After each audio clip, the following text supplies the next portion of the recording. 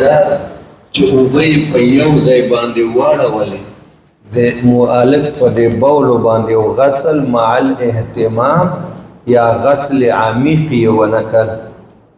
واتباع الماء حكمه حكم الغسل. هلکه یې چې اوبه په هغې ځایونو باندې واچئ چې په کومو ځای باندې د هلک بولو داره جوړه کړي د دې حکم د وینځلو ده. بس ما تاسو د هلک مخرج تنګ ده هغه بولې په یو ځای کې داره جوړوي په عمقه داره باندې اوبه واچوه زبېښه یې مه د دې حکم د غسل شول.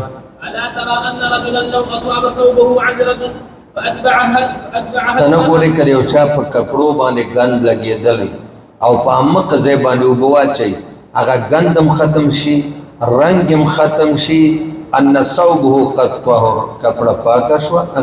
وقد روى هذا الحديث زائدة عن هشام بن عروة فقال فيه فدعا بماء فنزعه عليه وقال مالك بن معاوية وعبدة عن هشام بن عروة فدعا بماء. ګوره یو کې وایي فنزعه بل کې وایي فصبه علیه. نو معلومه دا شوه چې د نزح معنا اړول د اوبو په یو ځای. ما درته ویلو چې نزح د دې کتاب شرح معانی الاحباب هغوی وایي چې اته معناګانو دپاره راغلي. یو معنا صب الماء علی موضع واحد او دلته وګورئ تاسو د هشام بن عروه په روایت کې وایي فدعا بما الک چې بول وکړي حضور اوبه راوغوښتې فصبه علیه په عمقه ځای واړوي فدل ذلک ان النزع عندهم الصب. دې په دې دلالت وکړه چې نزح عند العرب که په معنا د چڼکاو راځي نو په معنا د صب الماء علی موضع واحد راځي. وبه قال حدثنا فهد الى اخره عن ابي ليلى رضي الله عنه قال كنت عند رسول الله صلى الله عليه وسلم فجيء بالحسن رضي الله عنه فبال عليه فاراد القوم. وا قربان حضرت حسن ورته راوړه د جنت د ځوانانو سردار علیه السلام او په سینه مبارک یې واچو فبال علیه. حضرت حسن د حضور لوسی حضور باندې وړې بول فاراد القوم صحابه و اراده وکړه ان یعجلوا چې په منډه حضرت حسن د حضور د سینې نه اوچت فقال ابني ابني مړه بچای مې ده پرېږدئ فلما فرغ من بولي. الکله چې د حسن خو ماشوم چې د بولو نه فارغه شو صب علیه الماء بیا پې باندې اوبه واړولې ودې کاته چې کله د بولو نه فارغه شو نو بیا یې ور باندې اوبه څه کړلې واړولې. پته ولګېده چې نزح په معنا د صب الماء على موضع واحد. وبه قال حدثنا فهد الى اخره عن ابن ابي ليلى فذكر مثله باسناده. وبه قال حدثنا ابن ابي داود الى اخره عن جده عن عبد الرحمن بن ابي ليلى عن ابيه رضي الله عنه قال كنت جالسا عند رسول الله صلى الله عليه وسلم وعلى بطنه او على صدره حسن او حسين. شک راوی ده چې حضرت حسن په خېټه چولې او داسې هغه مینه کوي نیکه د لوسي سره یا پلار بچي سره پروتي کنه هغه به تکلف نو وسه یا بچی راوړي خېټه یا حسن ده یا حسین خو به د دواړو کې یو جزاکم الله. فبال علی دی اقام مدنی په د خېټه مبارکه په د څادر لنګ باندې بول حتی رأیت بوله ما د حسن یا د حسین هغه بول ولې د اساریع چې لارې جوړې کړې وې لاره داسې په د څادر لاره جوړه کړې وه ما د ټول مخرج تنګ د په یو ځای بولې کوي نو په یو ځای داسې رواني خوري وري نه فقال صحابه کوشش وکړه چې په منډې اوچت کړي محبوب یې دعو پرېږدئ فدعا بماء فصبه علیه. مخکې رش راغلی مخکې نزوه راغلی دلته صب راغی چې کم ځای پورې د بولو داره هغه لکیره تلې وه تر عمقه ځای پې همداسې اوبه واچولې دې ته غسل بدون الاهتمام وایي دې ته غسل خفیف وایي او غسل مع الاهتمام او غسل عمیق دې ته وایي چې ورسره ټوله کپړه ووینځي او بیا یې هر ځل وزبېښې نچوړې کړي. نو خو ما درته د هلک او د جنۍ څلور فرقونه بیان غسل مع الاهتمام غسل عمیق د جنۍ بولو سره وي او د ده غسل بدون الاهتمام چې په کم ځای پورې دا بولې پرې کپړې مبارکې رسېدلې وې تر همغه ځای اوبه واچوله. وبه قال حدثنا فهد الى اخره عن ام الفضل رضي الله عنها قالت لما ولد هلکه لږ ودرېږه که نه. ام الفضل څوک وه؟ د کال اول نه تر دې وخته یو 200 ځله به راغلي په ټولو کتابونو. د دې خپله نامه ده لبابه بیبي. ام الفضل فضل زوی ده، د زوی لور په نوم چې څوک یادېږي اسم کنیه نه. عرب ښځو ته هم اسم کنیه ږدي او سړو ته هم ږدي. او عجیبه لاده ده ماشوم چې پیدا شي صاحبه نو دی هغه حقیقت چې کوي په همغه ورځ ماشوم ته اسم محضه، اسم لقب، اسم کنیه 2-3 واړه دي. که الک وي او که جنۍ. یا ام ابراهیم، یا ام عبدالرحمن. زه حیات آباد کې مدرسه وه په 1990 کې، مدرسه ابی ابن کعب رضی الله عنه. هلته عربان اوسېدل د افغانستان روان جهاد. او یوه عربه ښځه وه ام الحکم نومېده او بله وه ام الروزه نومېده. ډېرې پرده کې به راغلی، حتی لاسونو ته به دستانې وې، پخپو به جورابې وې، بدن به حجاب کې پټو، سترګو ته به چشمې وې او ډېر په ادب به دفتر کې کېناستی او محتمم ته به بلا پیسې راوړلې. داسې مدرسه وه 2 بلډینګ و، یو کې به طالبان دارالاقامه وه او بل کې به کلاسونه او 10 کسه خدمت ته نیوی او کاسه او پیاله وینځل په طالب نه و. 11 پورې سبق 11 بیا به وده شو. 1 بجه به راپاڅېده او په مطعم کې به ورته دسترخوان غوړېدل او د جهان خوراکونه. نو دا ښځې چې دي هغې ښځو ته هم اسم کنیې ږدي اول نه او لقب هم ورته ږدي. او دارنګې دا ام الفضل د عباس صاحب بیبي د کور والا ده، د حضرت میمونې خور ده. رسول الله مبارک او تر عباس سره ساندوګان هم دي ښه. دا یې ښینه وه. دی یو ځل آقا ته ویلي وی قربان که دا ځل خدای فاطمې ته بچی ورکه نو ماله به یې راکړئ د خدمت او د حضانت او د تربیت دپاره چې زه ستا د بچي خدمت وکړم. نو چې حضرت حسین پیدا شو نو ام الفضل راله ښینه وه. وی صاحب تاسو خو ما ته ویلي و چې در کومه دا بچی به مال راکوئ.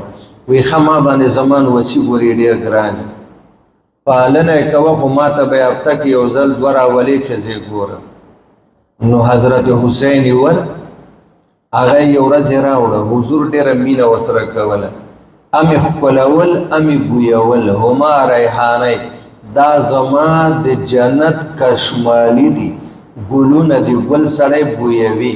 آقا مدني به د حسنینو په مخونو مبارکو پوزه مبارکه کېښوده بویول به او خوله مبارکه به په خدینو په جبهه ټنډ ورته کېښوده ښکلول به. نو دلته یې په خېټه اچولی او حضور بې تکلفه ډډه والې وه. هغه یې ورباندې بولې وکړې. ام الفضل وی قربان هلکم راکه او دا کپړې بدلې کړئ چې ووینځم. وی نه نه سړی بس لږې اوبه راوړئ. اوبه یې راوړې چې په کم ځای باندې بولې وې هماغه یو ځای کې اوبه واړوئ. بس خبره مه هېروئ. د الک بول قبل الفطام، غسل بدون لحمیت او غسل خفیفه، مصب الماء اړول دی اوبو په یو ځای. الکه ټینګ یې نه دي، بدبو یې نه دي، خورې ورې نه دي، بلوه عامه ده، په یو ځای اوبه وړله. قال لما ولد الحسين قلت يا رسول الله اعطنيه ام ادفعه الي فلو كفله زه به خدمت کوم، فلو كفله او ارضعه، رضاعت هم په ما، کفالت هم په ما، حضانت او تربیت. ففعل فاتيته به فوضعه على صدره فبال عليه فاصاب ازاره فقلت له يا رسول الله اعطني قربان دا لنګ دی راکه چې وی وینځول. قال اننا يصب على بول الغلام ويغسل بول چې کم په غسل عمیق وینځلی کېږي غسل مال اهتمام 3 وارې سره دی نه جوړ، هغه خو د جنۍ بولي او حسین هلک د دې باندې صرف یو ځای اوبه اړول دي، همقل پې اوبه پې واړول. قال جعفر ان هذه ام الفضل رضي الله عنها في حديثها هذا انما يصب على د جمهور مذهب داو چې د الک او د جنۍ بول دواړه قبل الفتام نجس دي خو صورت د طهارت مختلفو اوس دلیل عقلی بیانای وی ګوره بعد الفتام که الک او جنۍ مور په موده د رضاعت پوره شي د شودونه جدا کی او هغه عام خوراک شروع کی د الک او د جنۍ دواړو بول نجس دي او دواړه به وینځل کیږي سره د اهتمام نه په غسل عمیق باندې درې واره به وینځي او درې واره به نه چور کې انما ينزع من بول الغلام فلما كان ما ذكرناه كذلك ثبت ان النصح الذي اراد به في الحديث الاول هو الصف.